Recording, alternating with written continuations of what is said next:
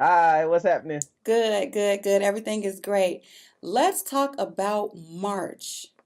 Let's do it. Okay, the first time I heard the song, I was in the car and the song came on.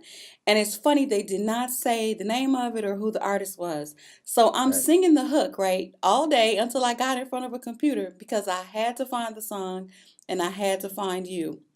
Okay. What kind of feedback have you been getting from March? The feedback has been great. Um, People seem to be moved on a very personal level, uh, and that makes me feel good. And I was telling a friend of mine the other day, it's pretty incredible to hear people respond to the song with words and adjectives and emotional, like some emotional depth, the same emotional depth that I had when I was creating it.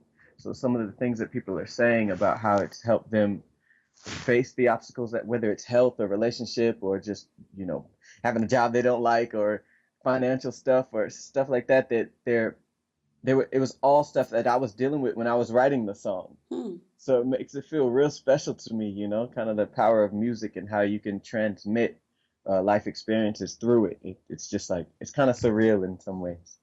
Yeah, definitely. And it does. It connects. I think you can find a way to apply it no matter who you are. It crosses race lines, it crosses economic lines Right. because you can feel the music. Now, it has a very classical feel at the beginning.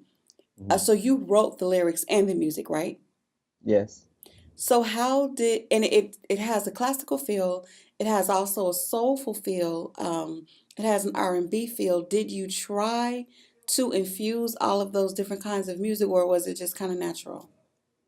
I think it was kind of natural, a combination between natural, it naturally came together that way, and then also there was some intention there.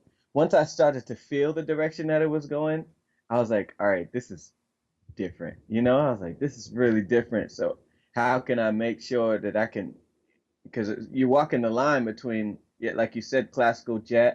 There's some jazz chords in there. There's some R&B in Hmm. there. There's some, you know, it has that sensual, soulful feeling to it. And I think it, honestly, I think it's just a result of the music that I like kind of came together in one song. You know, with March, it all just kind of came together like that. So, Wow. And so I see that I read about you, and it said that you started in local open mics, spoken mhm. word, poetry scene. What is it like, or what were the steps to transfer from there to now me hearing your song in the car in Chicago? What was that journey like? Chicago, what's up? I love Chicago. I'm So gonna do be I. there on Saturday. Um, You coming here? Yeah, I'll be at the Black Women's Expo Oh, on great. I'll Saturday be morning. there. Oh, Okay. okay, cool. Um,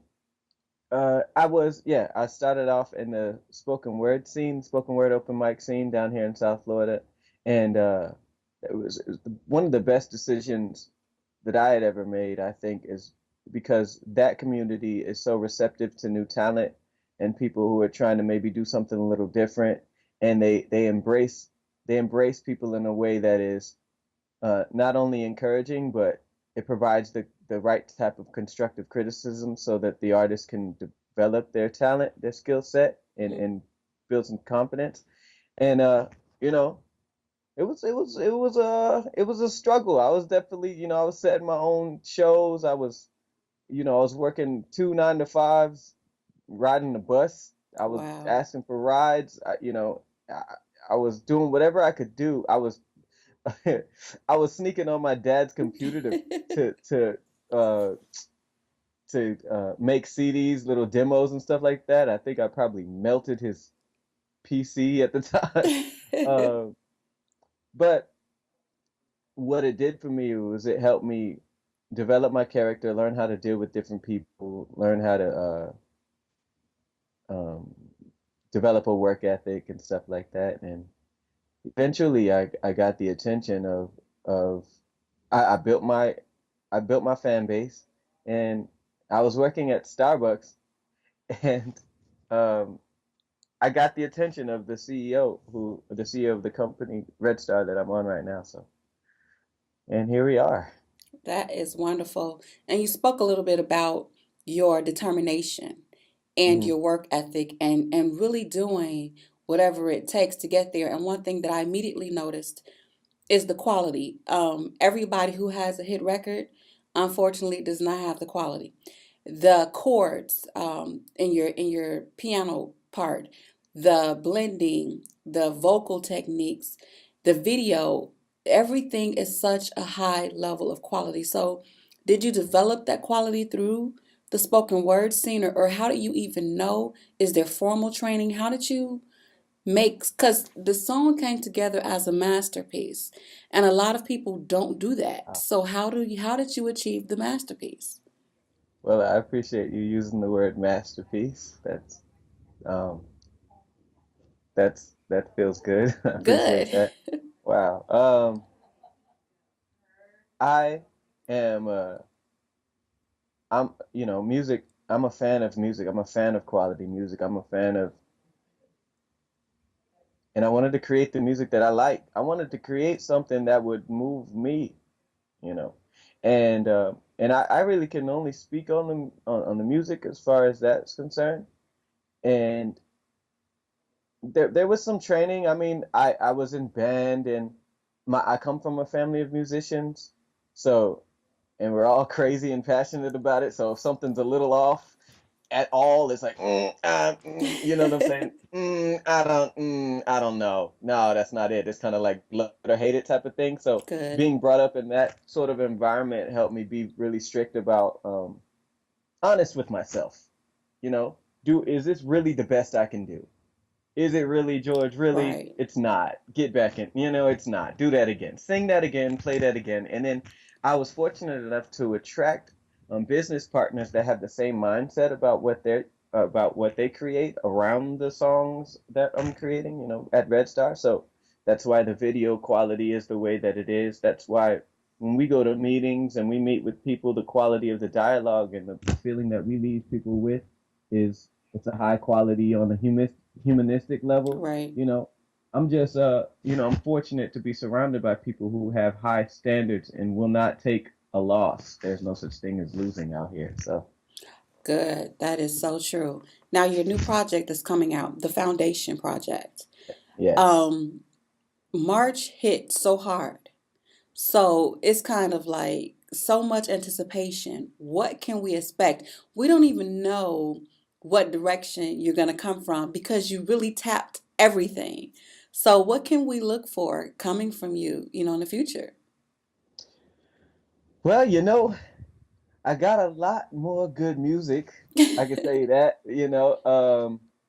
Some of these songs you know, have been heavy on my heart, waiting to be shared with the world for some years now. I have uh, March kind of stands alone, and it kind of stands on its own with all the elements, the classical elements and the jazz elements and stuff like that. Uh, but there's some material on there.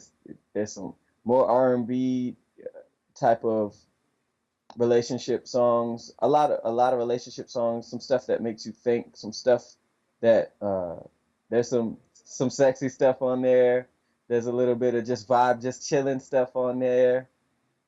Basically, if you listen to it, you're gonna find at least one song that resonates with you. And I don't really care what type of genre of music that you're accustomed to listen to, something's gonna pull you. And I think I created something that's timeless as well. So I guess we'll just have to wait and find out. I guess we will. You spoke about the emotion and people feeling your music and the passion. There's one scene in your video for March, and I know you guys practice and you make sure it's perfect. But there's one scene where you sit back from the piano and it looks like you just got lost for a minute. It's kind of like you just went into raw emotion. And my question is, how much of your own personal emotion do you put into the music? And is there an apprehension where you say, okay, that's too much. I don't want them to see all that. How do you keep all of that in perspective? All of it. All I of put it? I put all my emotion into music. Wow. All of it. I don't know what else to do.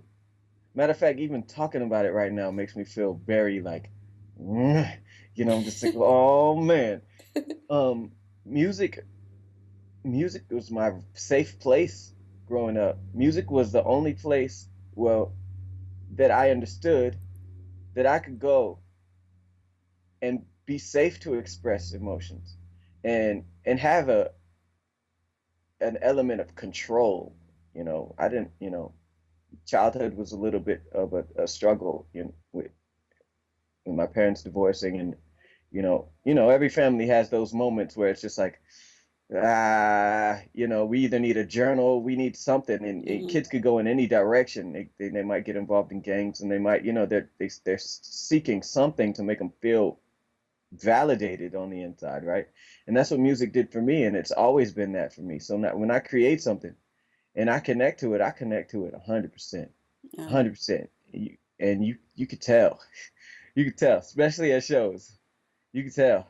And I love it. And I'm grateful because a lot of people don't find things that they can connect to in that way that right. helps them get through life. Or maybe they don't think that they're even worth it. You know Hmm. what I mean? And I was lucky to have people to say, you know what, since that's working for you, just go in that direction and see what it does for you. So here we are. I love it. I Yeah, have one more question for you. You spoke about validation. The validation for you coming from music. Does it come the moment you've written this song and you know that it's good by your standards? Or does the validation come from the reception of your fans, or is it a combination? When do you feel that validation? that was a great question. I want to give you a hug for asking that question. It's great. Um, both. I definitely connect to it first because if I don't connect to it in some sort of way, I'm not even gonna share it. I'm not gonna share it with anybody because I feel like I'm doing a disservice. There's no point in sharing something that I didn't fully connect to. Right. Then that must mean I have some other motives. And what would the other motive be? Money? Well, that's not what art is for. Obviously, I need to support myself, and maybe I want to take care of some other people. And if I have proper business practices, I'll be able to do that. Hmm. But with regards to the art, eh, man, that's about communication. And if I'm not going to communicate myself correctly, I need to be quiet. That's at the piano or away from the piano. How do we join Team Tandy? Well, you're Team Tandy right now. Get excited. Okay, Team Tandy. Um, uh, Follow me on Instagram and Twitter at Team Tandy. I'm on Facebook, George Tandy Jr., YouTube, George Tandy Jr. What else? You can visit georgetandyjr.com. You could and find out when my shows are because I got a lot of cities on that list right now. And come to a show. Did I miss anything? Yeah, just type in George Tandy Jr. That's how I found you and when I hit was me up. looking for it. I just Yeah, Googled you, so I found you. Good. So cool. now you're in Chicago this weekend at the Black Women's Expo. Yes. Are you performing? I perform, yeah, on Saturday around 11:30 a.m., I think. Okay. I will definitely be there and I look forward to seeing you. Nice. That's going to be fun. Yes, thank you so much. Thank you for having me. Okay. Bye bye. All right. Bye.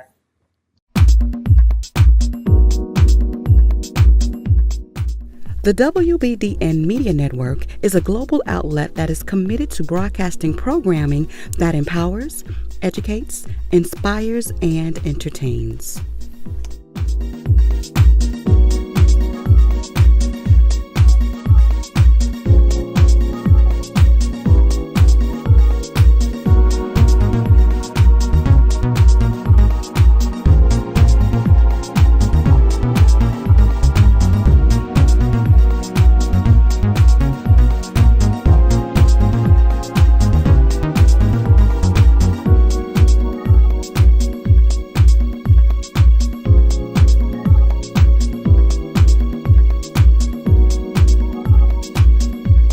To subscribe to the channel, to broadcast, or to become a sponsor, visit us online at www.wbdnmedia.com.